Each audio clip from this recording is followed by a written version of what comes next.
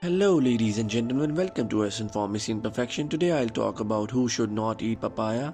As you all know, papaya is a home fruit and we all eat papaya. What we should know about papaya is in this video. So, ladies and gentlemen, papaya is abundant in carbohydrates, vitamin A, B1, B2, C, all natural acid as well as minerals including iron, calcium, mineral, potassium and also phosphorus.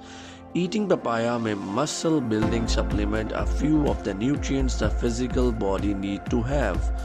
Papaya, ladies and gentlemen, is a kind of chili fruit product which indicate that it lessens our body's inner temperature. Papaya is not suited for individuals with stomach cool or unsteady physical bodies. Ladies and gentlemen, expecting babies girl must certainly not eat papaya.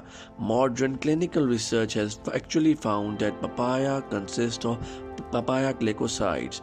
Papaya glycosides may induce uterine contractions which are actually not favorable to the stability of the unborn child and also even lead to losing the unborn baby.